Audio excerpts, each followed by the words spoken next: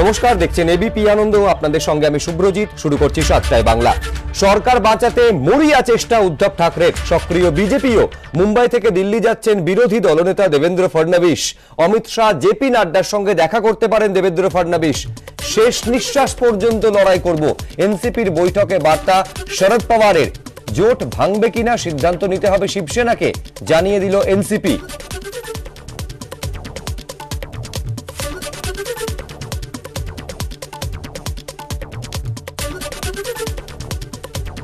আর এই মুহূর্তে সরাসরি আপনাদের মুম্বাইতে নিয়ে যাব। উজ্জ্বল মুখোপাধ্যায় আমাদের প্রতিনিধি সেখান থেকে রয়েছেন। অর্থাৎ উজ্জ্বল, দুটো ছবি ক্রমশ পরিষ্কার হয়ে যাচ্ছে। একদিকে শিবসেনার, একদিকে এনসিপির তরফে বলা হচ্ছে যে জোট ভাঙবে কিনা সেটা শিবসেনাকে সিদ্ধান্ত নিতে হবে, শেষ নিঃশ্বাস পর্যন্ত লড়াই করা হবে, শরদ পাওয়ার বলছেন। কিন্তু সেই কৌশলটা কি হবে যাতে এই এনডিএ সরকার অর্থাৎ জোট সরকার বাঁচে, তার উত্তর কিন্তু অধরা। অন্যদিকে তৎপরতা শুরু হয়ে গেছে বিজেপি শিবিরে।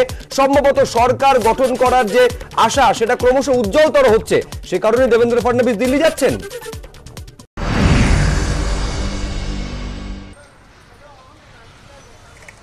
দেখা একেবারেই ঠিক যে অনেকগুলো রাজনৈতিক সমীকরণ কিন্তু এখানে উঠে এসেছে। তার আগে তোমাকে একটা জিনিস দেখাই, একটা ছবি বিশ্বজিৎ দেখাচ্ছে। দেখো, আমরা কিন্তু দাঁড়িয়ে রয়েছি এখানে শিবসেনার যে হেডকোয়ার্টার তার সামনে, এবং তুমি দেখতে পাচ্ছ একেবারে শুনশান। আমরা দেখেছিলাম বিকেল 4:30-5টার সময় কিছু লোক এখানে এসেছিলেন, তারা কিছুক্ষণ বিক্ষোভ দেখান, গদ্দার বলে যারা বেরিয়ে গেছেন তাদের বিরুদ্ধে স্লোগান দেন, এবং তারপরে কিন্তু তারা চলে যান। অর্থাৎ গোটা মহারাষ্ট্র জুড়ে এই যে সরকার পরিবর্তন, সরকারের কে আসতে চলেছে সেটা নিয়ে সাধারণ মানুষ তো দূরের কথা, নেতৃত্বরও যে খুব বেশি মাথা ব্যথা আছে বা রাজনৈতিক দলগুলোর মধ্যেই হয়তো টানাপোড়েন চলছে। কিন্তু এই ছবি কিন্তু কলকাতার ক্ষেত্রে বিরল।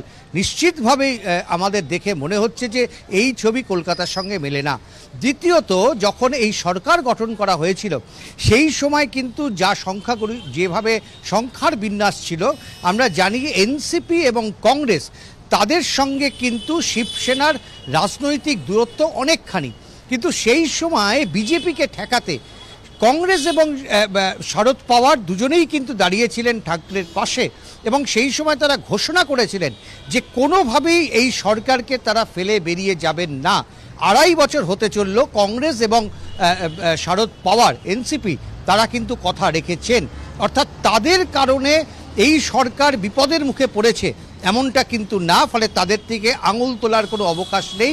আজকেও যেমন শরদ পাওয়ার মিটিং করে বলেছেন যে তাদের সঙ্গে যতজন বিধায়ক ছিলেন তারা অক্ষত আছেন, তারা রয়েছেন তাদের সঙ্গে, এবং শেষ পর্যন্ত এই জোট ধরে রাখার জন্য তারা চেষ্টা করবেন, একেবারে শেষ পর্যন্ত চেষ্টা করবেন। কিন্তু সেই চেষ্টা কতটা ফলপ্রসূ হবে তা নিয়ে কিন্তু অনেকের মধ্যেই সন্দেহ দানা বাঁধছে। উজ্জ্বল, আপাতত তোমাকে ধন্যবাদ। এদিকে মহারাষ্ট্রে শিবসেনায় আরো ভাঙনের হুমকি শিন্ডে গোষ্ঠীর। সুরাতে মধ্যস্থতাকারী হিসাবে যাওয়া বিধায়কও বিদ্রোহী হয়ে গেছেন বলে অভিযোগ। মুম্বাই ছেড়ে গুয়াহাটি গেলেন শিবসেনার আরো 3 জন বিধায়ক। এই গুয়াহাটি যাওয়ার জল্পনা আরো এক নির্দল বিধায়কের। গুয়াহাটি থেকে 42 জনের ছবি প্রকাশ করে শক্তি প্রদর্শন একনাথ শিন্ডের। পতনের মুখে উদ্ধব সরকার, মাতোশ্রীর বৈঠকে হাজির মাত্র 13 জন বিধায়ক। উদ্ধবের ডাকা বৈঠকে মাতোশ্রীতে হাজির শিবসেনার হাতে গোনা কয়েকজন বিধায়ক।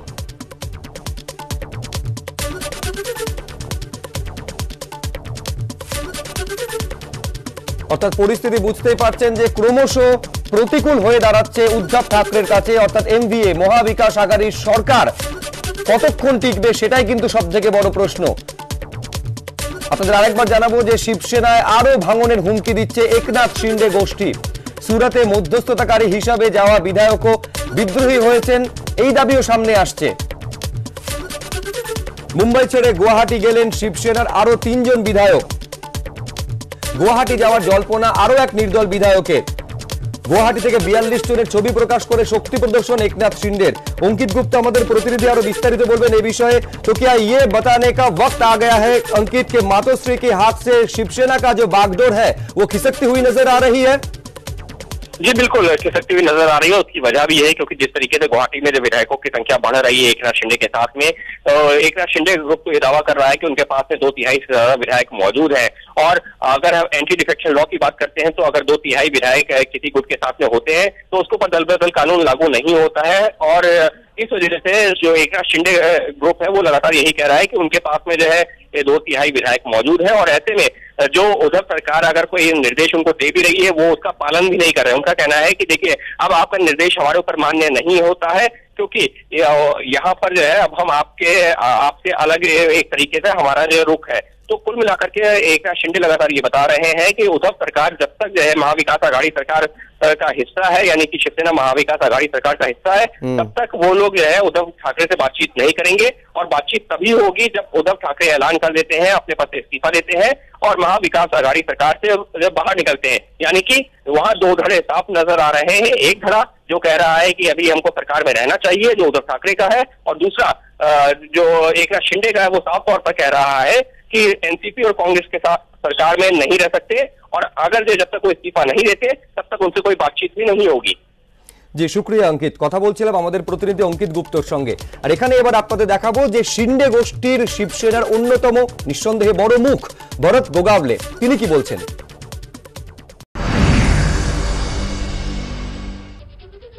रणनीति जो है अभी जो शिंदे साहब बोलेंगे वैसे चलेंगे, ये रणनीति है हमारी।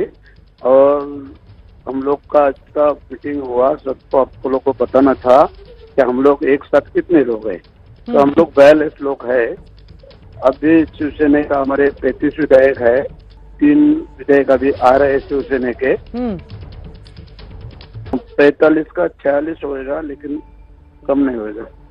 क्या है, वो लोग जो कांग्रेस राष्ट्रवादी कांग्रेस के साथ जो अलाइनमेंट थी वो हम लोगों को पसंद नहीं थी, वो हम लोग को कमजोर बनाते जा रहे थे। इसलिए उन लोगों को कह दिया था 4-5 बार, लेकिन वो सुनने में नहीं आया। हम सब लोगों को ये निर्णय करना पड़ा। এখনো আলোচনার দরজা খোলা আছে। ঠিক করুন কি করবেন, আত্মসম্মান নিয়ে বাঁচবেন নাকি দাসত্ব করবেন। বিদ্রোহীদের বার্তা শিবসেনার তরফে অর্থাৎ উদ্ধব শিবিরের তরফে একেবারে বিদ্রোহীদের এই বার্তা দেওয়া হয়েছে যে এখনো সময় আছে, আলোচনার জন্য দরজা খোলা, আপনারা ঠিক করুন। অর্থাৎ শিন্ডে গোষ্ঠীর শিন্ডে শিবিরের যারা বিধায়ক তাদের উদ্দেশ্যে বার্তা যে আপনারা ঠিক করুন যে আত্মসম্মান নিয়ে বাঁচবেন নাকি দাসত্ব করবেন।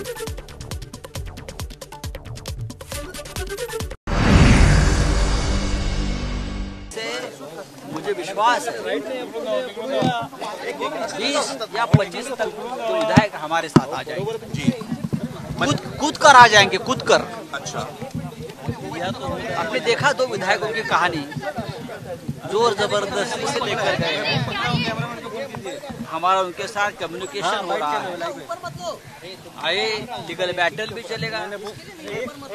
बहुत बड़ी गलती लोगों ने की है, उनकी सदस्यता खतरे में है वो लोगों की, उनको मालूम नहीं। दूसरी बात है, अगर वो चाहते हैं कि महाविकास आघाड़ी से हमको बाहर जाना है तो ये बहाना है। ये बात अब हमारे सामने आकर भी कह सकते हो। यहाँ से भागकर किसी स्टेट में जाते हो, बीजेपी आपका कब्जा लेती है, ईडी सीबीआई का डराकर धमकाकर, हाँ, आपके ऊपर बंदूकें लगाकर हमारे खिलाफ लेटर लिखवाती है। ये जो है उससे शिवसेना न झुकने वाली है न डरने वाली है। ज्यादा से ज्यादा क्या होगा भाई, सत्ता जाएगी, हाँ, और क्या होगा, वापस सत्ता आएगी। महाविकास संजय सर वो कह रहे हैं कि बाहर जाना चाहिए, तो क्या अगर वो ये कहते हैं तो आप लोग तैयार हो जाएंगे? आने दो, सामने बैठने दो, सामने आकर बात करने दो, हिम्मत है तो आइए। नहीं, अगर वो लोग बाहर जाने की बात कर रहे हैं तो क्या अगर वो आप लोगों को कन्विंस करते हैं तो बाहर जाने का ऑप्शन है? ऐसा है कि हम उनकी बात तो सुन लेंगे। अगर पार्टी में एक मत बनता है उस बारे में जरूर हम निर्णय लेंगे। तो मतलब अगर मत बनता है तो वो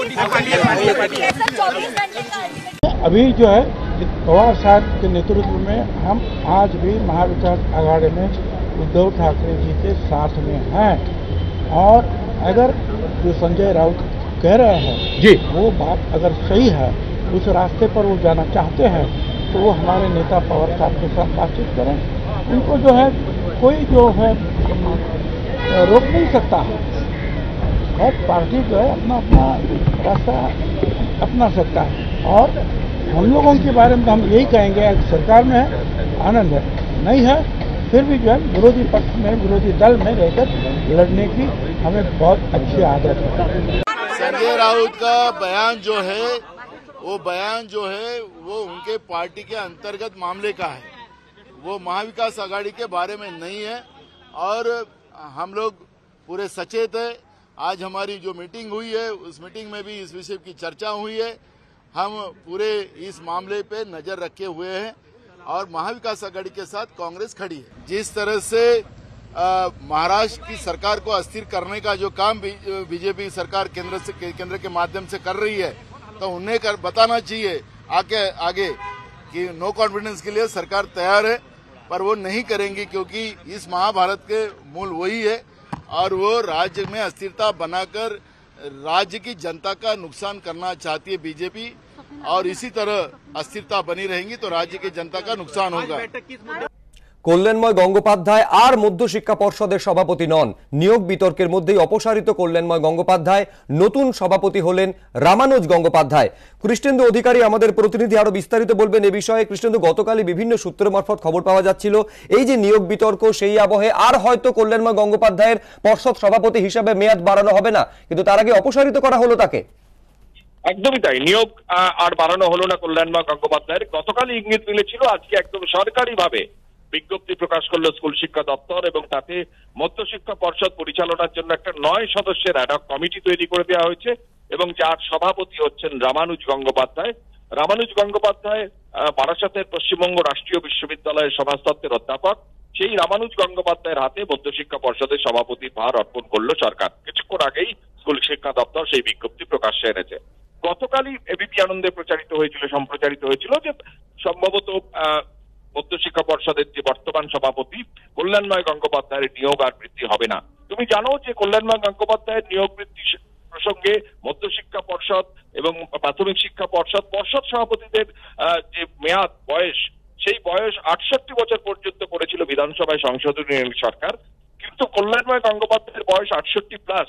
সেক্ষেত্রে নতুন কমিটি, নতুন সভাপতি আসা সময়ের অপেক্ষা ছিল, কিন্তু প্রশ্ন ছিল কল্যাণময় গঙ্গোপাধ্যায় এই নিয়োগ বিতর্কের মধ্যে যার নাম জড়িয়েছে, যাকে সিবিআই জেরা করেছে বা জিজ্ঞাসাবাদ করেছে, তার নিয়োগ বৃদ্ধি করবে কিনা। কিন্তু আজকে স্পষ্ট করে দিল সরকার, নতুন করে আর কল্যাণময় গঙ্গোপাধ্যায় নিয়োগ বৃদ্ধি করা হচ্ছে না। তাকে তিনি আর থাকছেন না মধ্যশিক্ষা পর্ষদের। নতুন সভাপতি হচ্ছেন রামানুজ গঙ্গোপাধ্যায়। পাশাপাশি মধ্যশিক্ষা পর্ষদের সচিব, উপসচিব এবং পাশাপাশি আরো কয়েকজন সরকারি আধিকারিক, কয়েকজন সদস্য নিয়ে 9 সদস্যের একটা অ্যাডহক কমিটি করা হয়েছে। তারাই মধ্যশিক্ষা পর্ষদ পরিচালনা করবেন আগামী দিনে। ধন্যবাদ কৃষ্ণেন্দু।